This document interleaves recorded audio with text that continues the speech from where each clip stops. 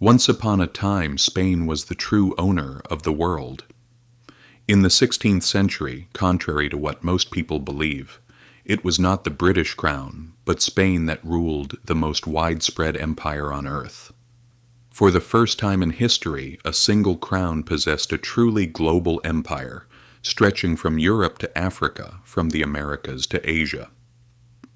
Its territories were so vast that people began to say, "The sun never sets on the Spanish Empire," a phrase that would later be used many times by the British. Yet the most interesting part of this story begins precisely here. The richest empire the world had ever seen since the dawn of history collapsed because it could not bear the weight of its own treasury.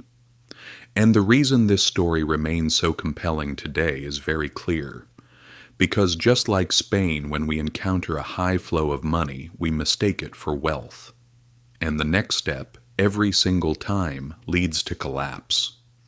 After 1492, when Spain entered the New World, what it encountered seemed like discovering an endless mine. Gold and silver in quantities beyond the wildest dreams of European kingdoms began flowing into Spanish coffers. In 1521, with the conquest of Mexico, the Aztec Empire came to an end and Spain opened the gates to the rich mines of Zacatecas.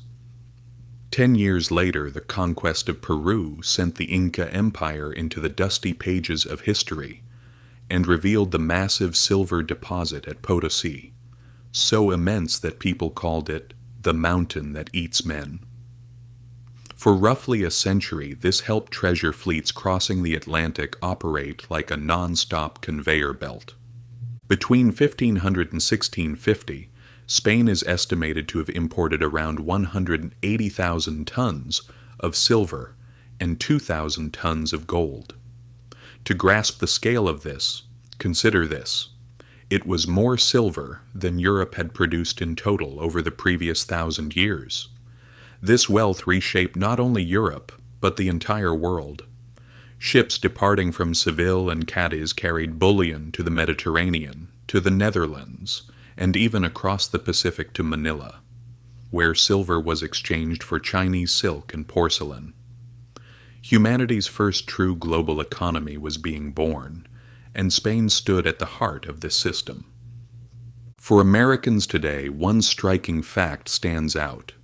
While Jamestown, the first permanent English colony, was struggling to survive in swamplands in 1607, Mexico City already hosted universities, printing presses, and magnificent cathedrals. Lima was a developed city. St. Augustine in Florida, founded by the Spanish in 1565, was the first permanent European settlement in what is now U.S. territory, 40 years before Jamestown. Spain was not merely ahead. While Britain and France were wasting time on failed colonies, Spain was devoting all its energy to building a global infrastructure. And beneath all this splendor, a deep mistake, one that would bring collapse, was growing. Spain had failed to distinguish between treasure and wealth. Silver was real, but instead of transforming the power it brought into a lasting system, it weakened the empire. Prices rose rapidly. Between 1500 and 1600, inflation spiraled out of control, and prices quadrupled within a century. While Spain lived atop mountains of silver, its people wandered hungry in tattered clothes. The reason was simple. Money does not lose its value only when it becomes scarce. When a large amount of money suddenly floods an economy, purchasing power erodes. Imagine a town where bread sells for 1 coin. Suddenly, 10 times more coins enter the town, but the number of bakers and the amount of bread they produce does not change. Seeing that people have more coins in their pockets, opportunistic bakers raise prices. Before long, bread costs 2, 3, 4 coins. Not because the bread has improved in quality, but because the value of money has fallen. This was Spain's fate. Economists call this phenomenon the price revolution. the first global inflation caused by too much silver chasing too few goods. Of course, the effects were not the same for everyone. Those who gained access to silver first, the nobility, major merchants, and bankers, filled their coffers before inflation took hold. Ordinary people living on low incomes fell behind. The irony was brutal. The closer Spain came to silver, the further its people drifted from prosperity. Normally a form of wealth, silver proved more harmful than poison. The mistakes did not end there. Spain turned away from productive industries and focused solely on imports. Italian merchants, Dutch ship owners, and German craftsmen sold luxury goods to Spain and grew rich on American silver in return. Spain weakened its own industry. Why build factories? Why develop trade networks when treasure fleets were already arriving? Spain became a consuming empire, while other nations chose to build systems with the money they earned. Meanwhile, the rulers of the empire spent the treasury on wars. The Habsburg dynasty saw itself as the protector of Catholicism after the Reformation, and the financial burden of this mission was enormous. Silver from Mexico and Peru was used in wars against the Ottomans to feed armies suppressing the Dutch revolt, and to finance religious wars in France. The 30 Years' War, one of the bloodiest conflicts Europe had ever seen, devoured the Spanish treasury. Even the famous Spanish Armada of 1588 was financed with New World silver, and when it failed, the shock was not only military, but financial. So where did all that gold and silver end up? In wars, ships, and expenditures, because Spain was not only spending what it had, but also running deficits against treasure that had not yet arrived.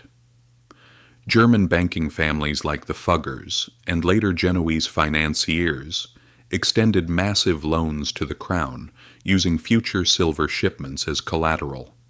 On paper, it was a brilliant idea. Silver would keep flowing from Potosi. But in practice, it was a recipe for inevitable collapse. When a fleet failed to arrive, was scattered by storms, or captured by pirates, Spain defaulted, and this happened 4 times in the 16th century alone. Imagine the world's richest empire declaring bankruptcy every few years. That was Spain. And into this weakened system came the pirates. They were not random looters, but state-backed economic warriors. England and the Netherlands understood that breaking into the treasure routes was not just about stealing gold. It was about undermining Spain's credit system at the same time. With the backing of Queen Elizabeth, Francis Drake circled the globe and returned with spoils worth half of England's treasury. In 1628, the Dutch admiral Piet Hein captured an entire Spanish treasure fleet near Cuba. The loss from a single fleet was nearly enough to collapse Spain's entire treasury. Each lost fleet was not just a bad day at sea, it was another step toward imperial collapse. Spain had mortgaged tomorrow's treasure. When pirates or storms shattered that system, its debts to Europe only grew. Meanwhile, England and the Netherlands invested the silver they obtained into navies, banks, and trading companies, building the empires of the future. Spain's heart had become its Achilles' heel. By the 1600s, Spain still looked like an empire on the map. Its palaces were magnificent. Its cathedrals overflowed with riches. But the financial system had already collapsed. Inflation had hollowed out the population. Debts had handed the kingdom over to foreign financiers, and pirates had turned its greatest strength into its greatest weakness. The richest empire in the world had consumed itself from within. This documentary is not only about the Spanish Empire, it is about those who fail to distinguish between money and wealth, because when money flows freely, constant spending, borrowing, and extravagance are the easiest choices. But without investment in production, systems, and sustainable value, Money brings about a society's end. Gears turn differently. Eras open and close, but the result rarely changes. One of the greatest empires in history lived this reality to the fullest. So ask yourself this: when will we recognize this warning?